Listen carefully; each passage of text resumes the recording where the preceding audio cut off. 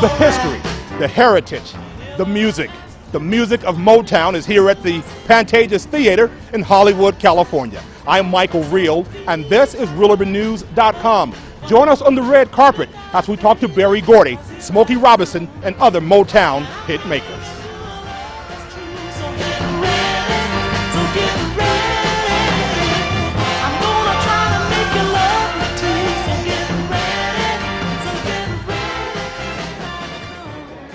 Hey, how are you, sir? I'm good. How are you? Elijah, what's the responsibility of playing Stevie Wonder? You know, it's a huge responsibility. I tend to make sure it's a fine line when you play it, because you don't want to make fun of him, because we all know he's blind, but you want to stay true to who he is. And I'd like to say that with the help of Mr. Gordy and Mr. Wonder and all of our creative team, our director Charles Randolph Wright, I believe that I do a good enough job. What's been the response? Wonderful. It's been an amazing response all across this nation, and here, thus far, it's been a wonderful response. I mean, who can't love Motown? Sure. Motown is credited with being the soundtrack of our lives. Yes. Is that still apropos today? Oh, yes. Even the young people that are coming up today, you know, now they're starting to sing the songs, and now they're starting to do remixes off of the songs. I mean, it will always forever be classic timeless music. Well, you're young. Yes, I am.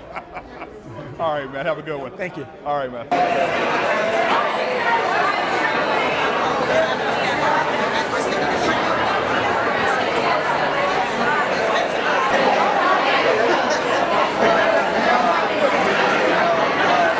Whew. Hey, Mr. Robinson, good evening. How important is this show? Very, because it gives people, with the time allotted, it gives people a chance to see the true story of Berry Gordy's life. There have been so many fictional stories and so many made-up stories and all that about what went on with Berry Gordy and Motown and so on and so forth. So with the time that you're allotted to put a play on, people can see as much of that truth as possible. Are you amazed that this music is still relevant, that you all wrote decades ago? No, I'm not amazed by it whatsoever.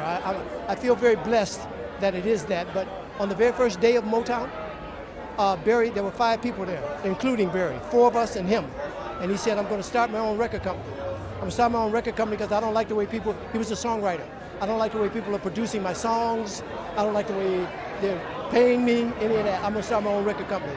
And we are going to make quality music. We're not going to just make black music, we're going to make music for everybody. We're going to make quality music, and we're always going to have some great beats and some great stories, and that's what we set out to do, and thank God we accomplished it. As an ambassador, what's the responsibility for you? I don't even look at myself as being an ambassador. I am a very blessed man. I'm a dude who grew up in the hood in Detroit, who never dared in my wildest imagination, my wildest dreams, that I would be attached to something like Motown and we would have accomplished what we've accomplished around the world. So I'm blessed. You shared that statement, that sentiment with your dear friend Marvin Gaye, and you credited God with writing one of his songs.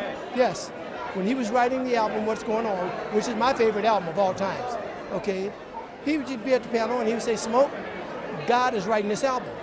So now when you listen to it, I believe him because it's prophecy. It's more poignant today than it was when it first came out. You know what I mean? So he was way, way, way ahead in his thinking and what he was writing about. So I think God told him.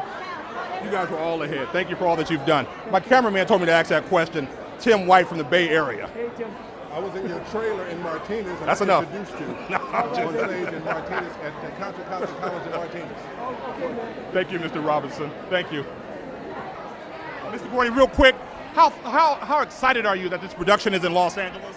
Well, I'm happy to be home because this is my new home. I've been here for almost a 100 years, and I call it still my new home, you know, and I'm just thrilled to bring it here to the people. All my friends that I made over the last 50 years are here, and I'm just so blessed. Are you surprised that this music is still relevant?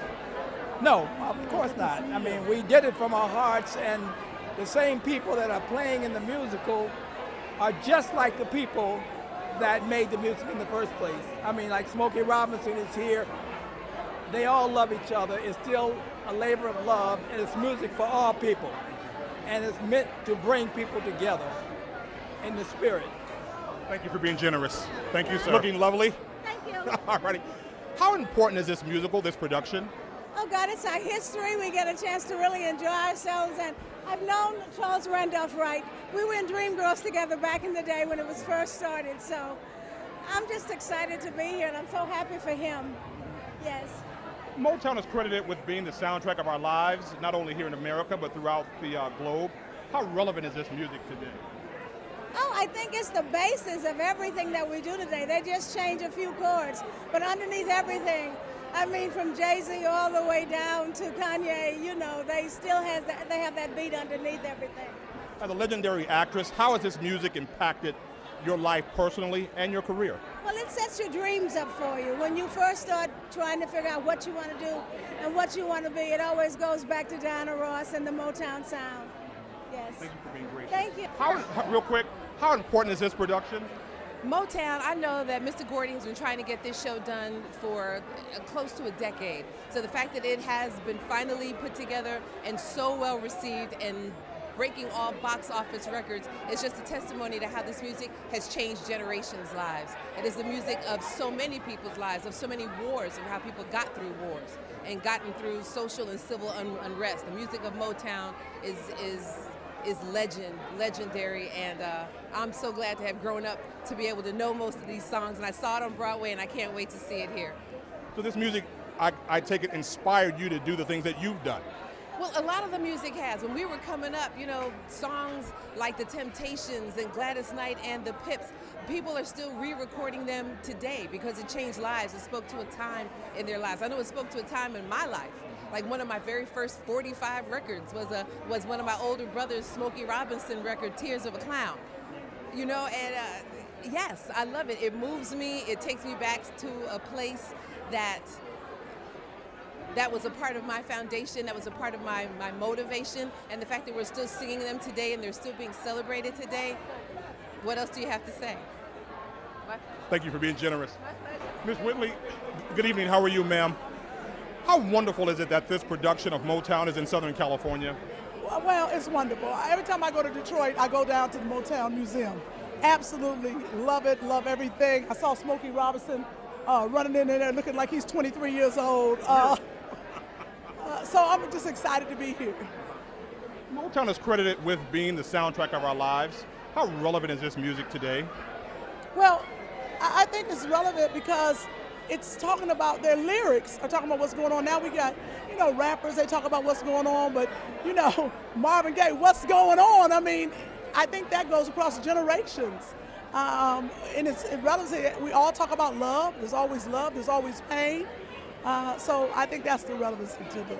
How has this music impacted your career personally and professionally? Well, one thing, this music has impacted my love life.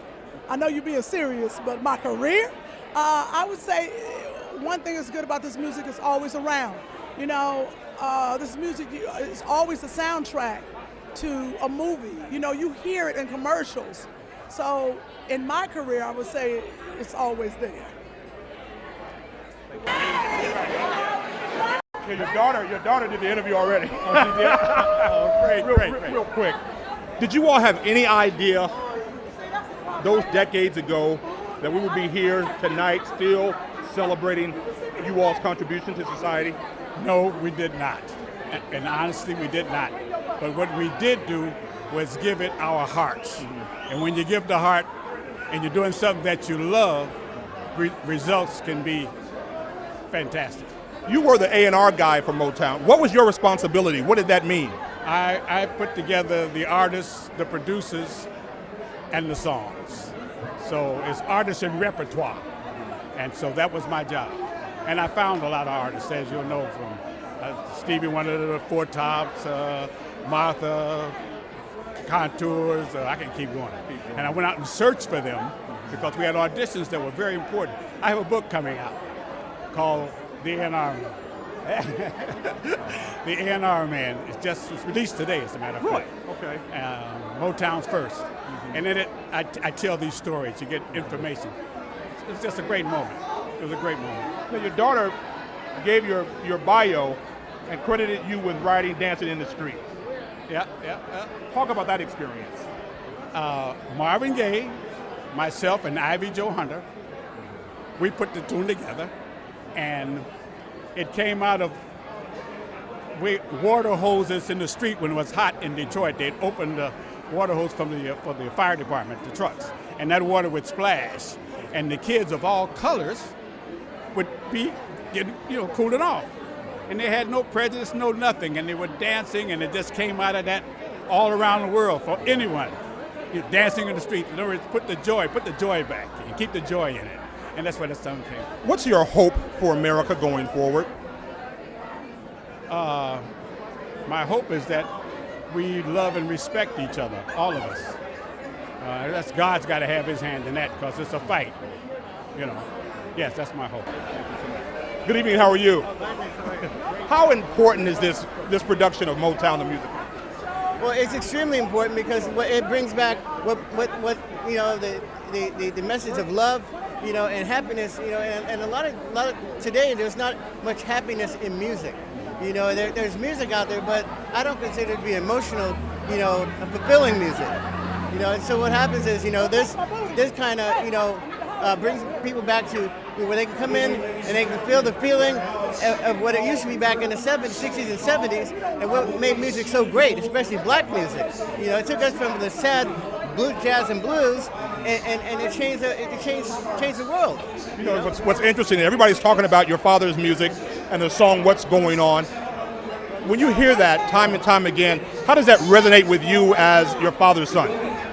Well, it brings back a lot of emotions, but one thing it does is, it just reaffirms that he was way up ahead of his time, because it's still as prevalent today as it ever was, and the stuff that was going back then is just increased in folds, so it's even more serious now by at least 10 times. So, and people need to pay attention more to what he was talking about, because what he's talking about is that if we don't get it together now, especially now, because we're in bad shape, it's not going to be any hope for us. Thank you so much. Thanks for being kind. Appreciate it. Thank you. How important is it that we have this production, Motown the Musical, in Hollywood? I had an opportunity to see this in New York, which again, it was a great experience to see Broadway on New York here, but to have it out here, to hear the famous Pantages, where all the big Hollywood Broadway shows come to perform. This is very important. I mean, it is Motown. It is the fabric of America, the music that built this country, that brought us together in so many ways. Even though it represents an African-American thing, Motown was truly the first music that kind of brought people together. So, it's very important to be a part of this and to have it out here representing. How has this music affected your life personally and professionally, your career? I mean, well, it's the music that you grow up on. You see your mother, having a great time, being in the kitchen with her friends or family coming over. You recognize it as the backdrop of your childhood for guys my age, and then you grow up singing all these songs. I'm a huge fan of all of them: Marvin Gaye and Aretha and Smokey. I mean, Mike the Jackson. So Stevie. Come on, just stop saying it. It's just superheroes of music that come from this little small building that Berry Gordy built, and now it's here in Iconic. So it's deservingly to be a play and deserves to be heard. You're very kind. Thank you, man. Thank you for your time, sir. Thank you.